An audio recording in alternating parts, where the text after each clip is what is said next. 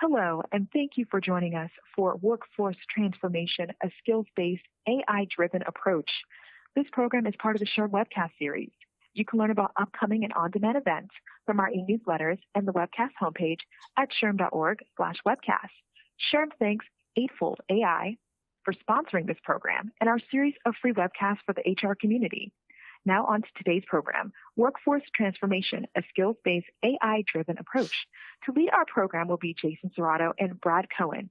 Jason Cerrato is the Senior Director of Product Marketing for Eightfold, focusing on the comprehensive talent intelligence platform and app marketplace. In 2021, HR Executive recognized Cerrato as HR Tech's top 100 industry influencers. And Brad Cohen is the Senior HRIS Analyst at Dick's Sporting Goods. He is part of a team that leverages several different technologies to lead a digital transformation at Dick's Sporting Goods to elevate the teammate experience. He has more than 15 years of experience using forward-thinking solutions across all aspects of HR technology. With introductions complete, I'm pleased to now turn this webcast microphone over to our speaker, Mr. Cerrato. Thank you so much for the introduction and for everyone out there joining us for this SHRM webinar. If you're in the right place, you should be excited to hear about workforce transformation and AI-driven skill-based approach. That's our destination for the hour, and we're very happy to have you taking the time and spending it with us. Today, we will walk you through the forces driving the need for change. We'll discuss skills as the through line for dynamic talent strategies. We'll provide some advice on what HR can do to start to drive this shift and have some discussion and Q&A at the end. As we discuss this topic with you today, we're delighted to have Brad Cohen with us from Dick's Sporting Goods, an organization that has begun its own workforce transformation initiative, to share some of their story of how they have kicked off this journey, as well as to share some recommendations and insights with the audience. Welcome, Brad. We're very happy to have you with us today. Thanks, Jason, and thanks to the Eightfold team and SHRM for sponsoring this. I'm really humbled by the opportunity, and I hope everybody will take something away from our story. So we're looking forward to hearing all about it. Just a couple logistics. For the folks in the audience, as we go through the materials, we will have a poll question for you to answer along the way. So be ready to share your answers so we can review the results together. And after Brad walks us through an overview of the Dick's Sporting Goods journey, we will have some time at the end for some Q&A and potentially some other wonderful things to share. So stay tuned and kind of follow along as we go on this journey. So to start us off, I just wanted to provide a little bit of level setting. You know, it was already part of the title and listed on the agenda slide, so we aren't giving away any early secrets. You know, skills are the through line connecting all aspects of the employee lifecycle. The issue isn't that this is a secret, but rather identifying, collecting, and analyzing skills is not easy. It's a challenge for us as individuals, let alone an even greater challenge to do this for an entire organization. You know, leveraging skills for talent practices requires a deep and more dynamic look at your workforce and the actual work at hand. You know, skills contribute tangibly to key milestones and activities in a standard talent lifecycle. They also facilitate and enable the more intangible components of a total talent experience. They help organizations create inclusive career experiences, driving more equitable outcomes for all. They help facilitate access and exposure for individuals to consider internal opportunities as well as external opportunities for applicants and prospects. And they help drive long-term employee engagement. But how do we operationalize this? And what do we stand to lose or risk if we don't? You know, within the talent lifecycle, there's a number of touch points between the organization and an employee, as you can see here. And what makes an organization skills-based is the fact that skills sit at the center, driving the experience both from the HR perspective and the employee perspective. Skills become the fuel that drives these processes. Skills are at the heart of the talent strategy, which ultimately is tied to the business strategy. In this way, a skills-based organization is nimble, adaptable, and responsive, tracking skill needs dynamically and more quickly matching and aligning talent as business needs change. And as much as a skill-based approach tries to help employee experience, it also operates very similarly. You know, employee experience is more than just an employee's time spent at work. an employee's skills are more than what they have demonstrated to date. Both require a more comprehensive approach to get a complete view of that individual. The other challenging element of this is historically, we've tried to track skills information built around the role someone has in an organization. As a result, we have only had a partial picture of what someone can do. And there's this concept we have been discussing of quote unquote free agent skills that a person may have and bring to the table that may not be on the radar to the organization, but could be the exact set of skills the organization needs for this next big initiative. As we look to how organizations are beginning to address this, AI gives you the power to take skills beyond the job, to act more dynamically and to address things like projects, activities, and learning opportunities and see how they tie into that broader experience of an individual throughout those career touch points. As employees and as talent, we are more than our role, and we need to pay attention to everything else that happens at work. And organizations are quickly trying to address that to understand the talent they have in-house, what that talent may be capable of doing in the future, as talent acquisition is something we can't just recruit our way out of every scenario. So with that, I do want to open it up for our poll question. So we want to kind of gauge the audience to better understand where are you in your own kind of workforce transformation or skills-based journey. So as you can see here, we have some options for you to select, and we'll give you a few seconds to kind of read and provide your answer.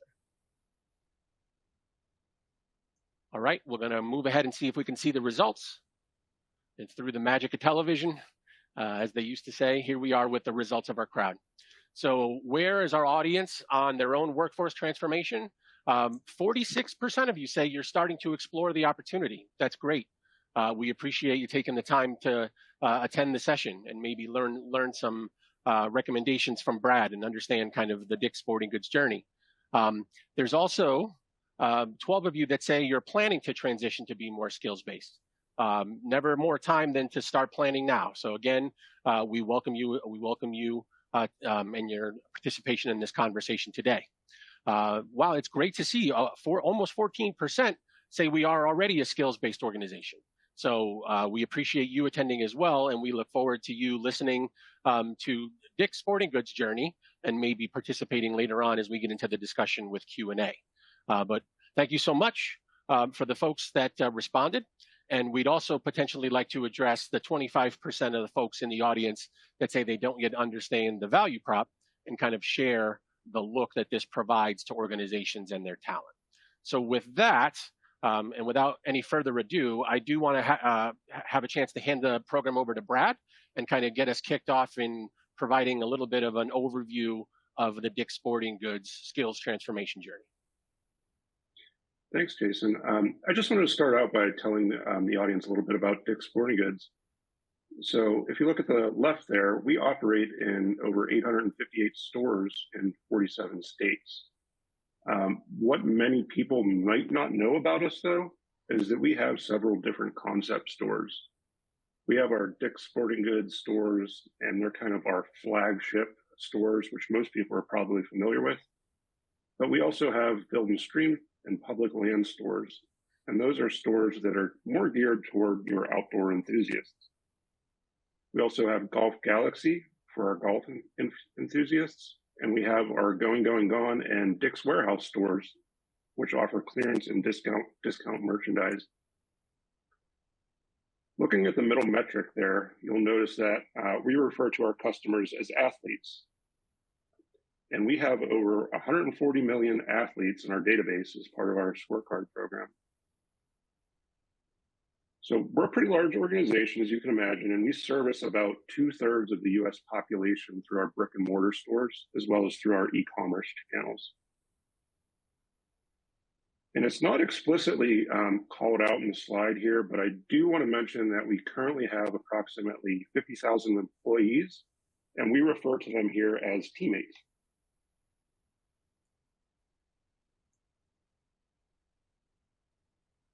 And we're an organization that we continue to grow and evolve.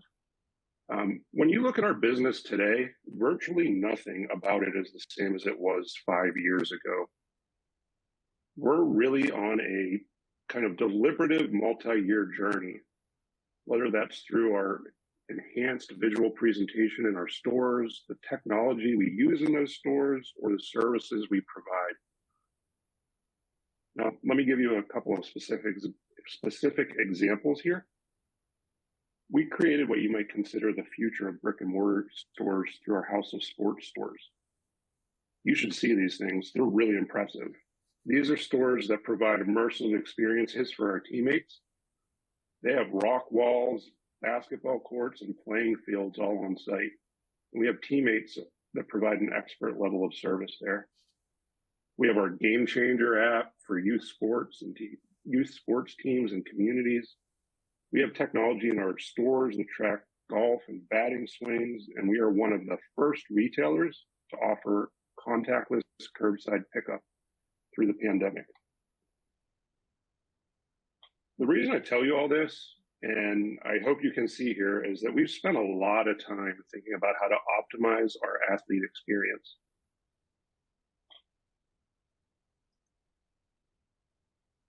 And so you might be asking yourself, what were the forces kind of driving this change for us?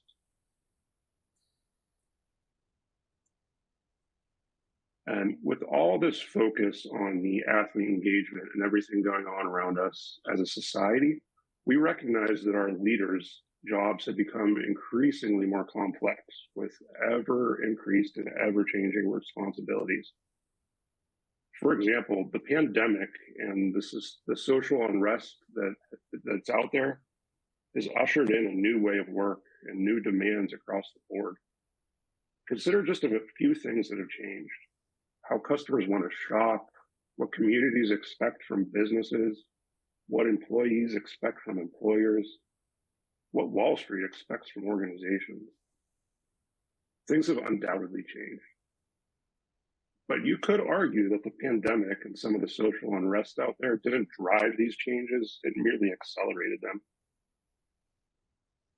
Employees have always wanted to feel cared for from a personal wellness perspective, or have their managers invested in helping them reach their career aspirations. Perhaps what has changed is that customers' employees are now demanding what they want in ways they haven't before. These demands are redefining the role of what a leader looks like. At the same time, the workforce itself is changing. As many of you know, this trend goes well beyond Dick's Sporting Goods. Here's just like a few examples I recently read. 50% of all employees will need reskilling by 2025. 47 million US workers quit their jobs in 2021. 70% of large companies saw voluntary attrition increase over the past year. 77% of CEOs believe that the labor skills shortage is the most likely external issue to disrupt business in the next 12 months. That's staggering if you think about it. We believe that we need to create a teammate experience that rivals our athlete experience. If you think about that, it's really just two sides of the same coin.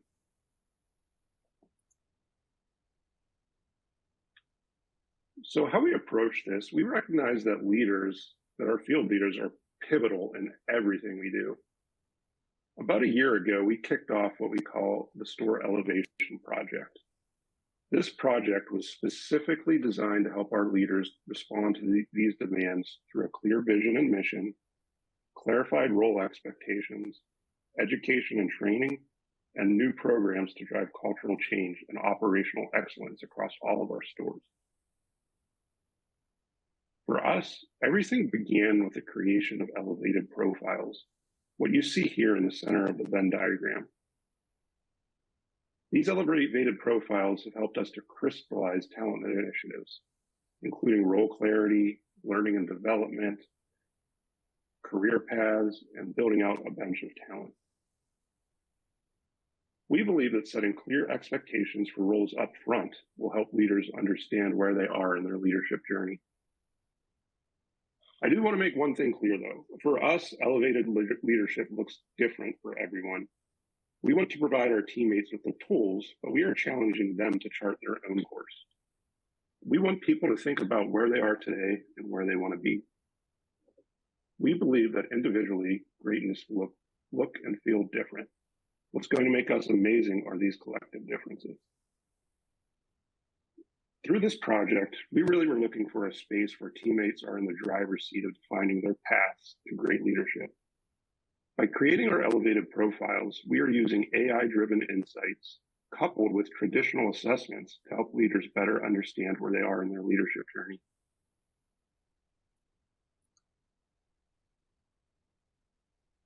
Okay, at this point, you're probably saying, okay, that all sounds great, but what does this mean? How did you do it? To create our elevated profiles, we followed a very structured process.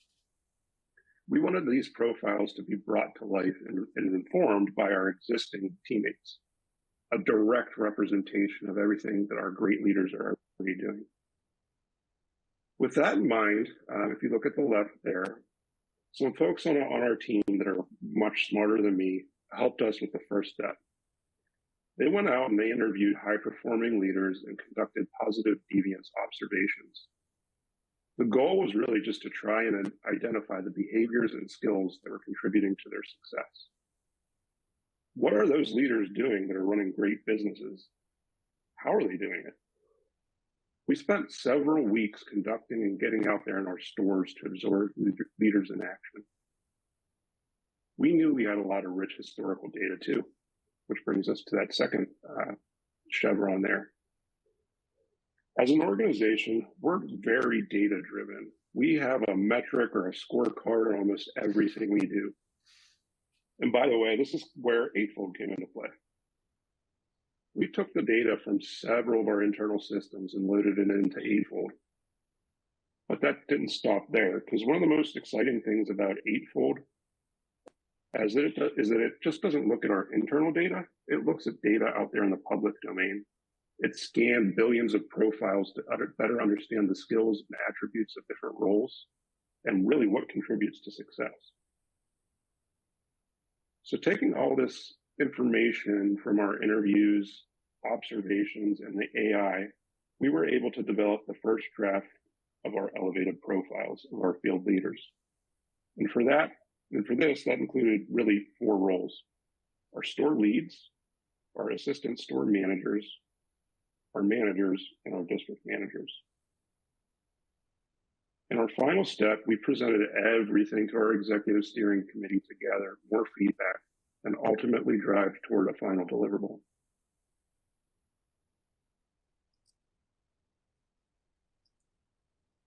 I mentioned earlier that we wanted tools to help our leaders know where they are in their leadership journey and understand kind of how they can get where they want to go.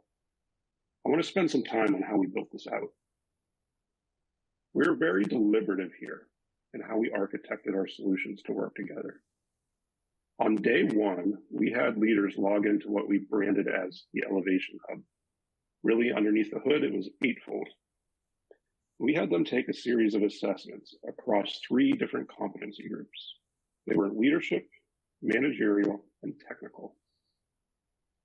These assessments were developed both in-house and by third-party providers. But this initial step was one of our first ways to get our teammates exposure to the Elevation Hub and begin adopting the solution.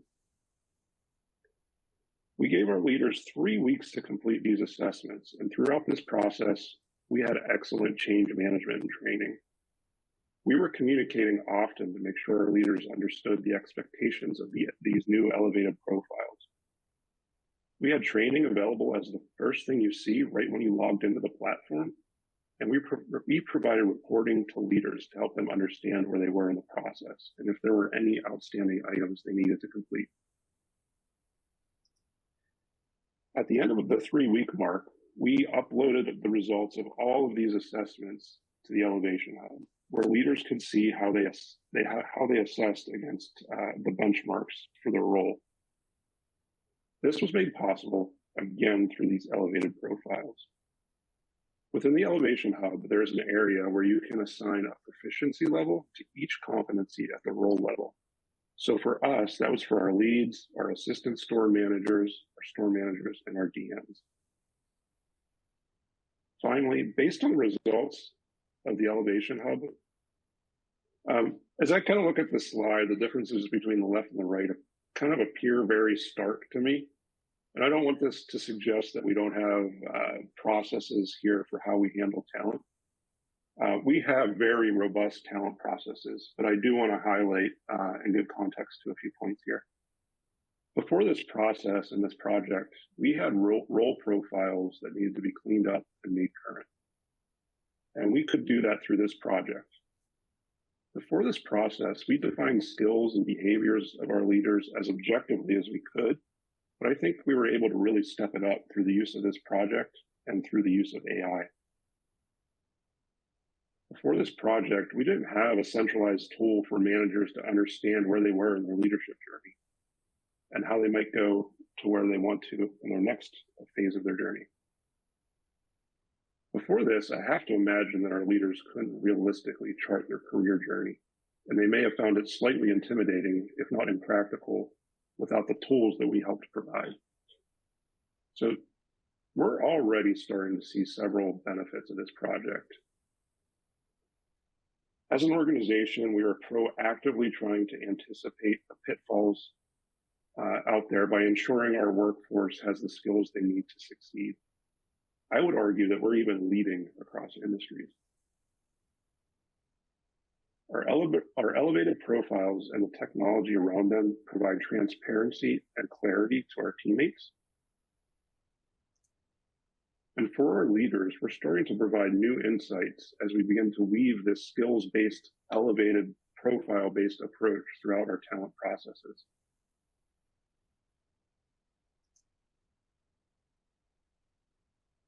Now, I know we've spent quite a bit of time talking specifically about workforce transformation and upskilling, but I also wanted to give a nod to the fact that we're investing big in our teammates here at Dick's Sporting Goods. Something you'll consistently hear from our CEO, whether it's in a town hall or just seeing her in the hall, she'll say, we're going to win through our teammates. And that's kind of something that's really threaded throughout the ethos of our company. And we're on a multi-year journey to deliver an outstanding teammate experience. And what you see on this slide are just what I kind of think of as foundational puzzle pieces that we're using to build out something that's truly best in class. So on the left there, you see that we are investing in the architectural core of our HR technology stack. And what we're really trying to do there is centralize all of our people systems as much as possible. In the middle, we're also want to make sure that we're putting the teammate at the center of everything we do. We've invested in experience layer technology to enable high-touch moments that matter while supporting simple self-service for routine and low-value add tasks. Our focus really is on faster, simple, streamlined activities across all of our people processes. And then finally, on the right, we want to embolden our managers and empower them through data. We're enhancing the understanding of our talent through AI-driven talent intelligence like Eightfold. And we also have a team of genuinely talented teammates who work for our people analytics team, and we continue to expand that functionality.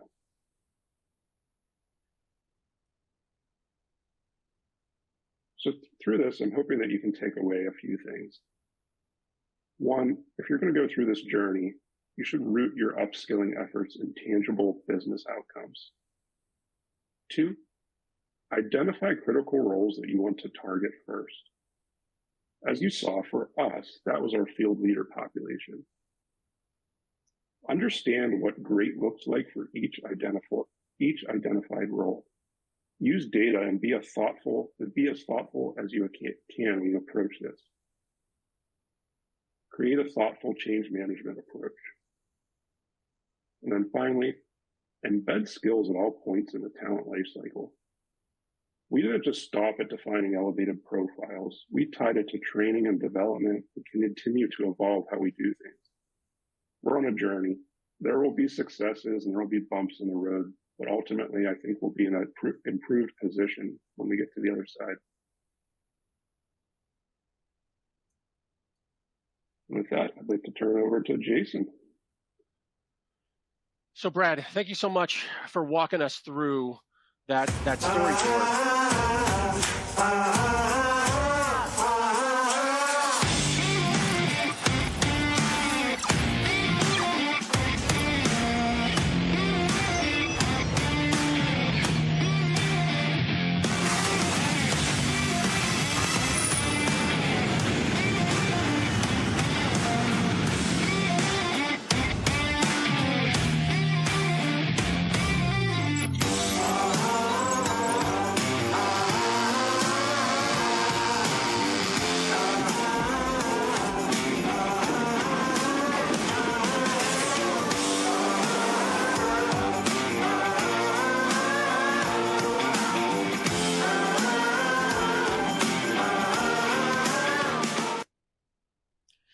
So Brad, thank you so much for walking us through that storyboard. I got a little surprised and scared.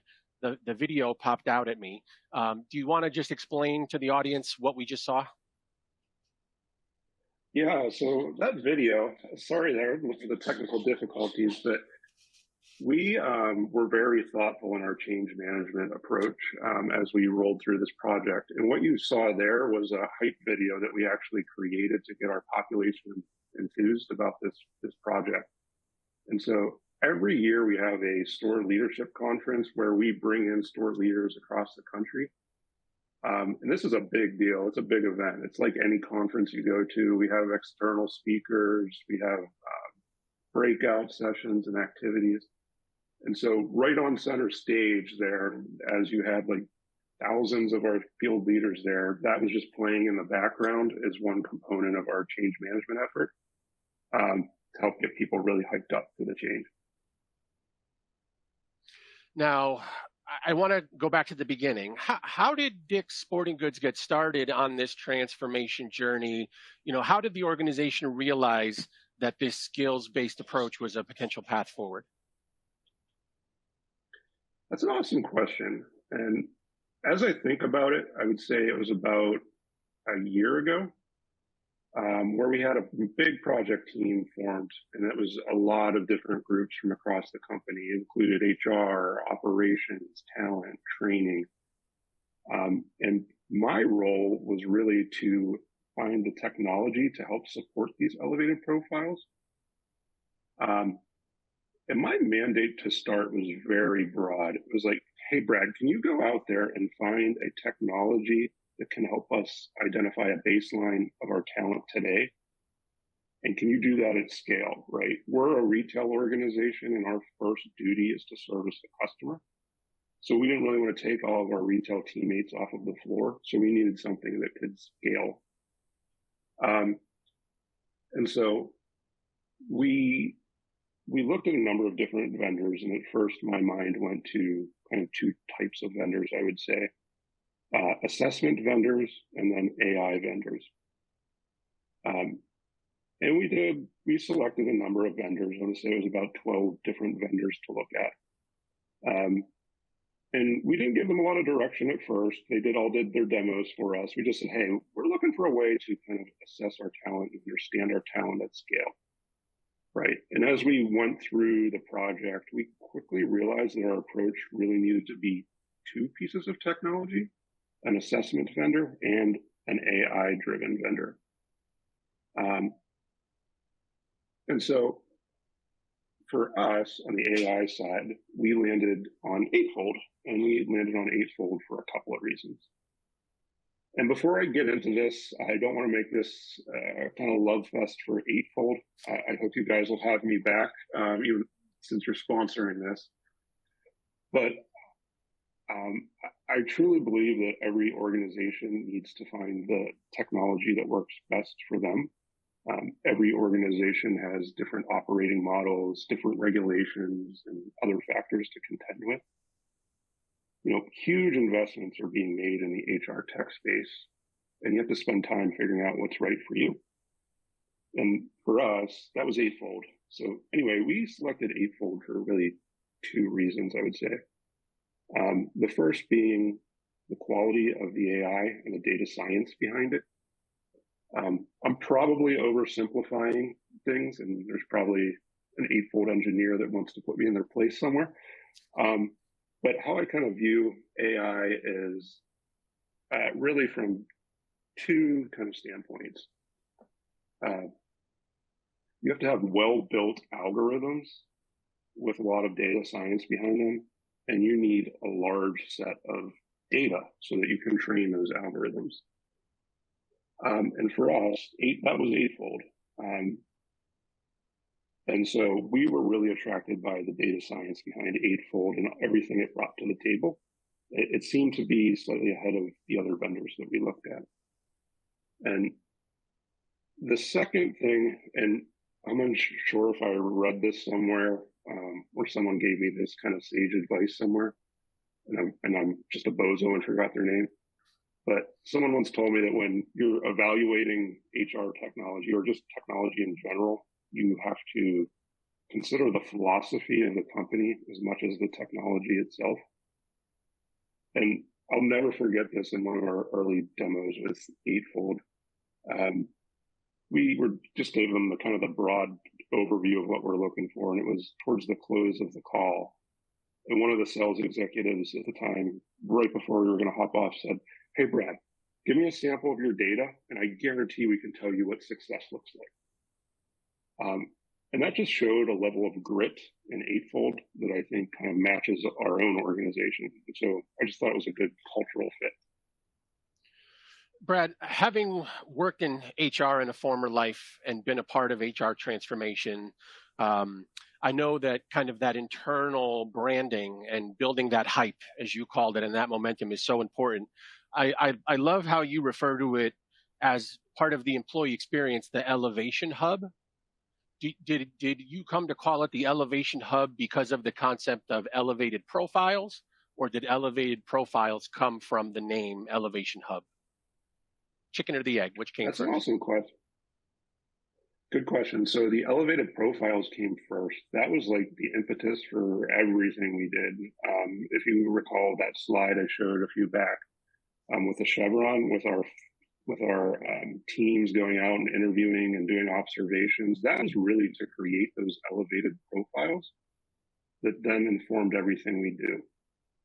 And we really do want our leaders to elevate and choose their journey to what greatness looks like in leadership for them. And in essence, we want them to elevate. And so we thought the Elevation Hub was the perfect name for the platform for us.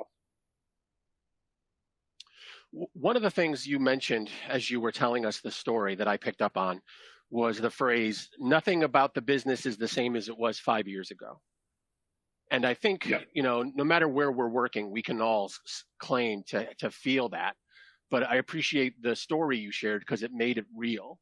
As you were talking about the exercise and using some of the tools to actually look at your roles, how much have the roles changed?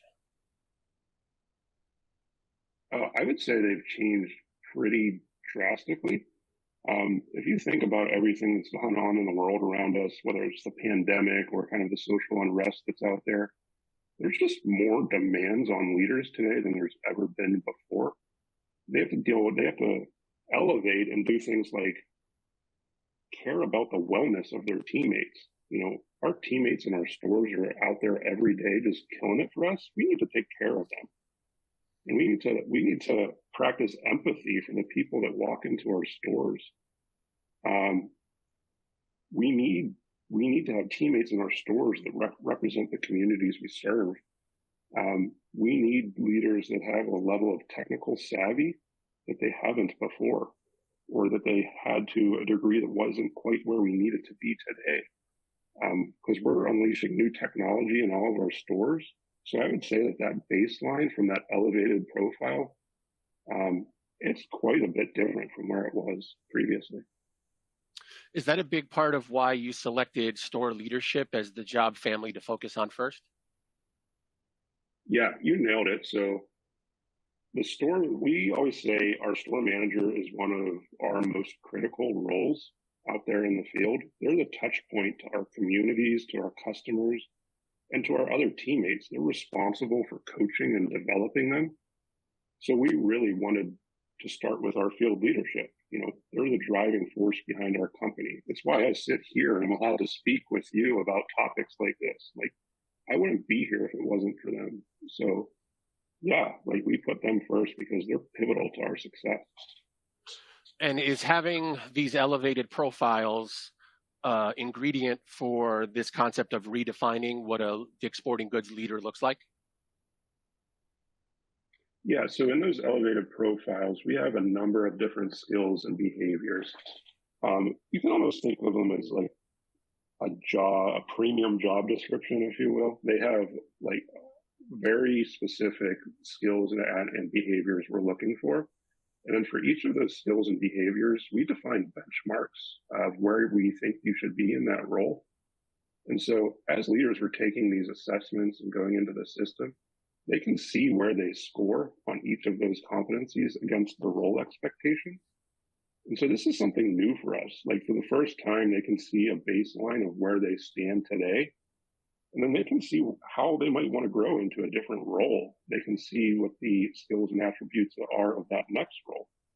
And that's kind of the beauty of the system too, is as they start engaging in the platform and they understand where they are today, they can really understand the system serves up training and projects and other opportunities to help them get to where they want to be.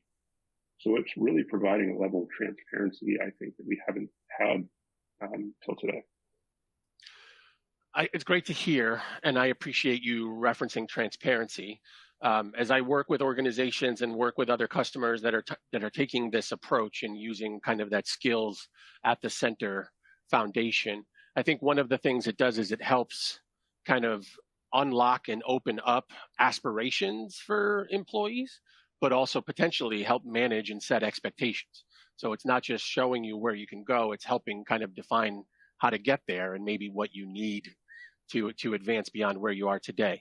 One of the things that I always have a question about, and I think we have some questions coming in from our audience, especially when it comes to change management, is the role of people leaders and managers, right? And just driving this and adopting this and being champions. How were people leaders empowered to help team members develop their careers with this new approach?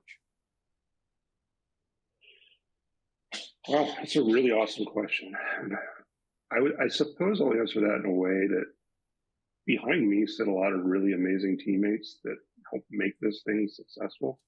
So I was just part of a team, and we were fortunate enough to have a dedicated change manager and dedicated training resources. And we were really very good about our change management plans. We defined personas, and we did drip communications throughout the year.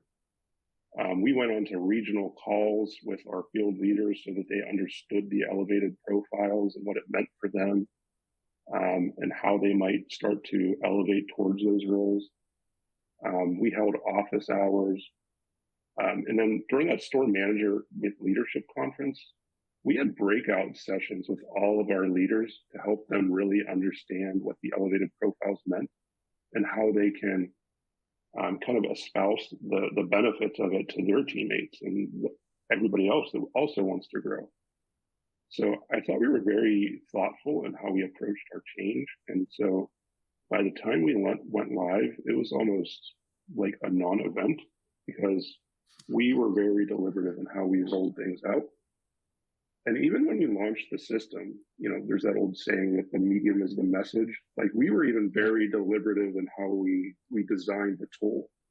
In that the first day you went in there, you saw only one thing that was like, hey, begin your elevation journey. And there were tools in there and tutorials on how to understand the system and how to navigate it.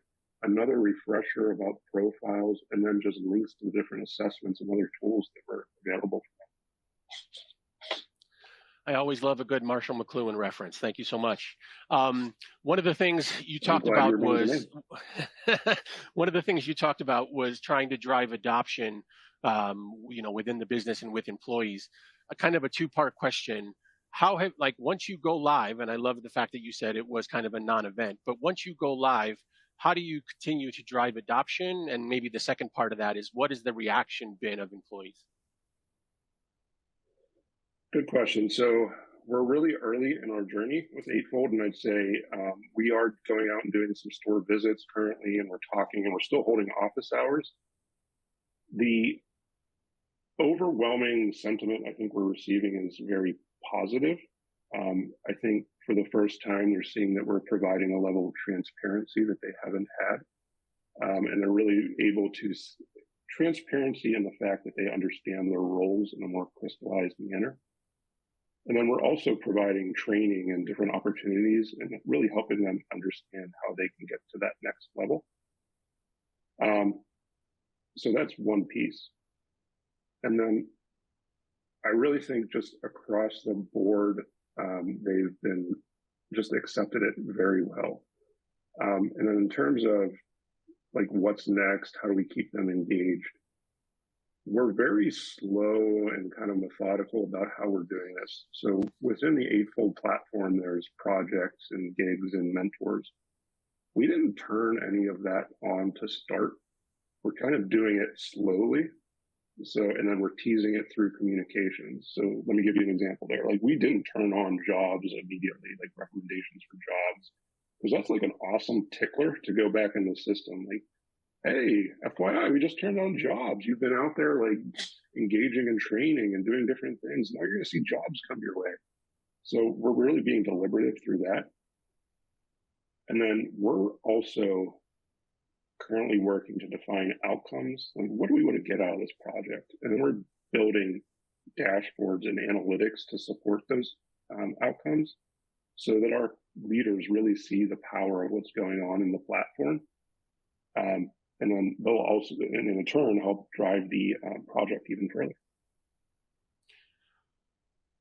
Now, as the folks that are attending this session will be able to get a copy of the materials as takeaways, we greatly appreciate you sharing kind of that last slide with your 5 recommendations.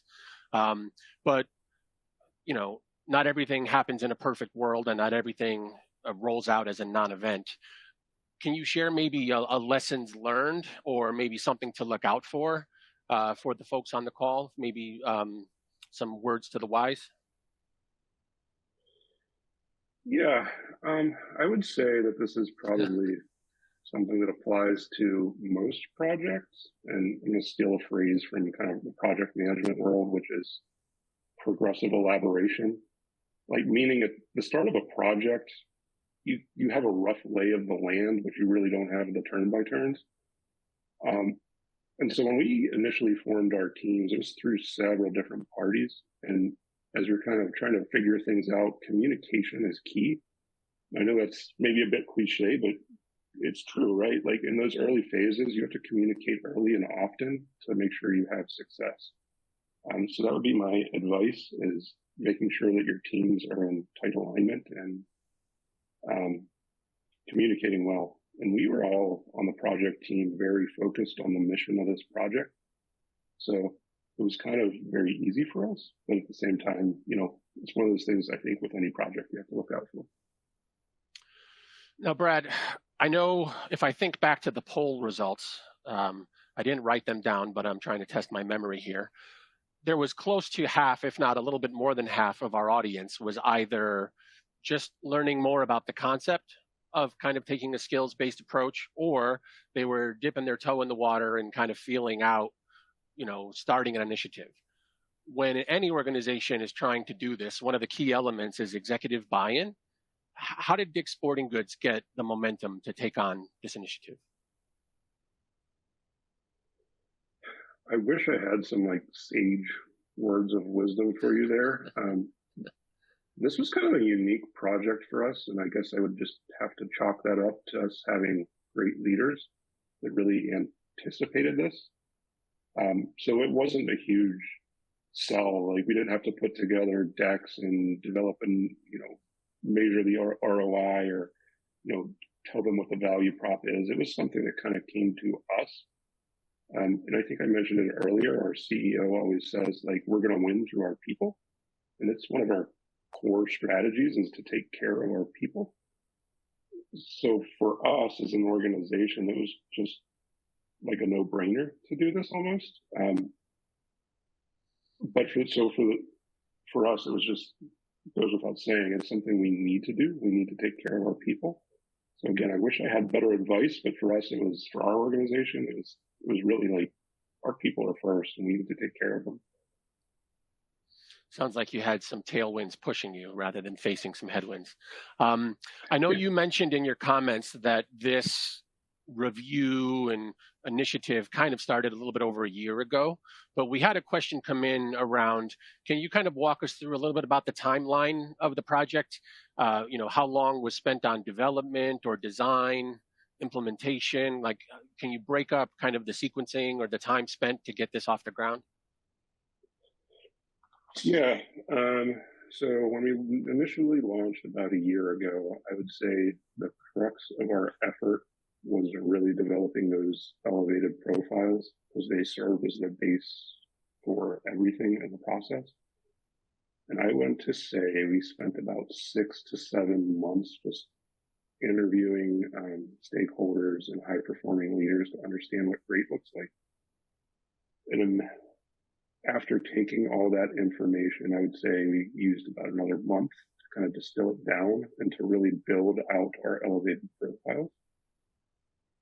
Once we had those profiles in play, in terms of setting up the system and kind of getting the plumbing in order between the assessment vendors and the system, I would say that that was probably another 4 to 5 months. And then just kind of testing and refining and iterating on the solution would be another few months after that. And then across that whole continuum, I would say we had change management across the board, whether it was just aligning our internal stakeholders or getting our actual teammates ready for the change through various communications and whatnot. Now, I think you hinted at this a little bit, but you've gone live. You have about a quarter behind you, so you've had a little bit of time to try it out and drive it on the road. As you're learning kind of what this approach allows you to do or some of the visibility you now have you already started thinking about what's next for Dick's Sporting Goods or what you can do on top of this new capability? Yeah, so I alluded to this a bit in this slide, but we're really on a journey of building those kind of foundational puzzle pieces, and that's through our experience layer, our HCM, and also through Eightfold. But when I think specifically about the skills-based, elevated profile-based approach, I would say what's next is kind of weaving that approach into the other talent processes. So as an example, we're laser focused right now on succession planning. And for that, we're using Eightfold succession planning tool. And what's nice there is that it uses that same AI technology to recommend successors that we might not be thinking of, or traditionally might not have, identified through our previous processes. So I would say that that's one area is succession planning. And then the other area I would say, well, let me back up. I'd say Eightfold's great at a lot of things in terms of serving up recommendations for mentors and training and projects. But where I think, I wouldn't even call it a gap in the technology, but it's really, how do you take those recommendations? How can a teammate take them and form them into a plan of action? What you might previously call like an IDP. And so, I mentioned Eightfold has a lot of grit, and what we're kind of excited about is that Eightfold is working with us and a number of other clients to help build out IDPs for a potential winter release.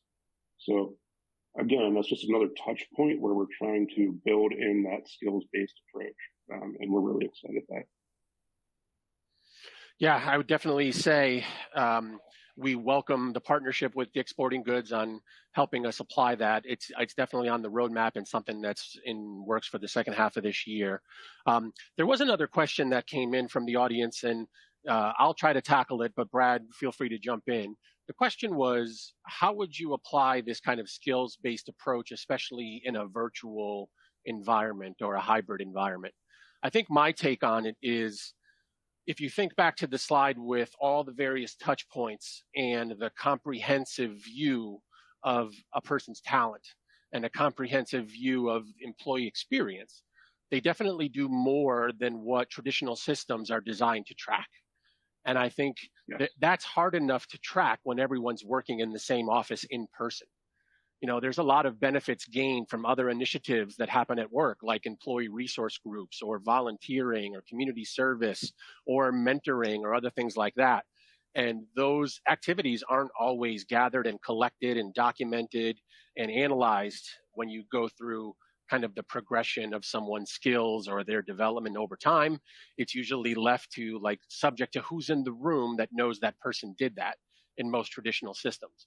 I think one of the benefits of a talent intelligence layer is it uses that pull through kind of skills as the underpinning for this, and it collects it through a variety of touch points, whether that person's working in person or virtually or hybrid. So that way, you're always documenting and tracking and building out their profile for everything that they're doing related to your organization. So in my opinion, I think it helps add additional visibility and awareness, which could sometimes be a challenge in virtual or hybrid environments. But Brad, I'd love to have kind of your take on that for what you know and how you think people may apply it in those situations.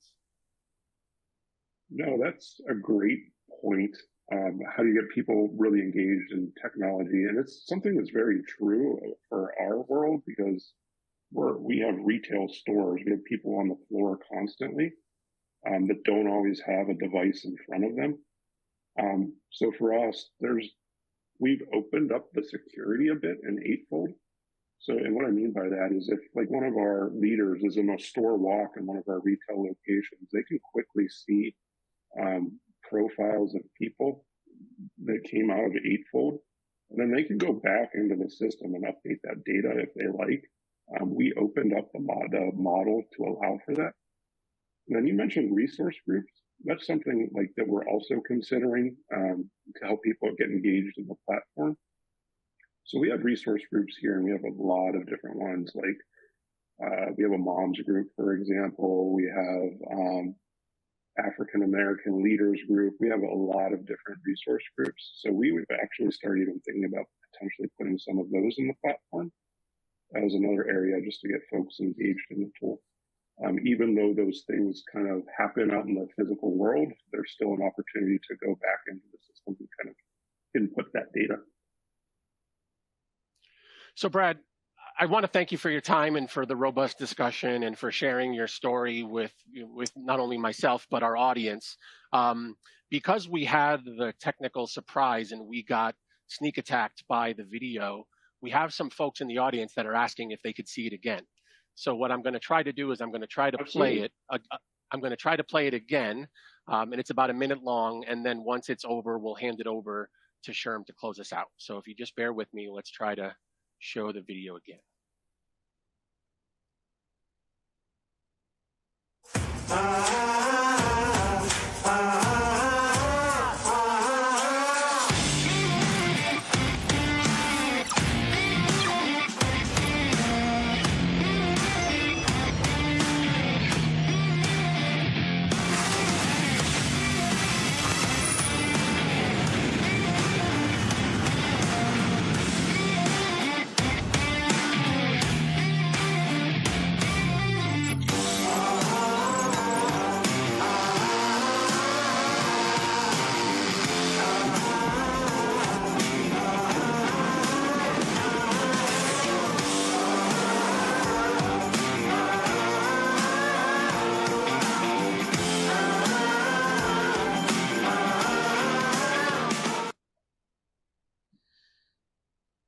I love the hype music. Thank you so much for sharing that with us, Brad. Yeah. Just have a couple more housekeeping items. If you like this discussion, at Eightfold, we have our own podcasts with thought leaders like Brad, and we have new episodes that publish on a bi-weekly basis. Feel free to check it out. It's called The New Talent Code, and you can access it anywhere you currently listen to podcasts. And with that, our portion of the program is complete. Thank you, everyone, for attending. There will be some takeaway resources and materials you may receive after the session. But now I'd like to hand it back over to the SHRM team. Thank you so much. We are coming to an end of this program. This webcast is sponsored by Eightfold. Eightfold AI delivers the talent intelligence platform, the most effective way for companies to retain top performers, upskill and reskill the workforce, recruit top talent efficiently, and reach diversity goals. Eightfold AI's deep learning artificial intelligence platform empowers enterprises to turn talent management into competitive advantage. For more information, visit eightfold.ai. And don't forget to tune in to the new Talent Cold Eightfold podcast with practical insights for change agents in HR. Before we sign off, we'd like to thank our speakers, Jason Cerrato and Brad Cohen from Eightfold AI, for the insights that they've shared today. Also, we'd like to thank everyone for tuning in and for being with us and for choosing SHRM for HR Webcast. This concludes today's program.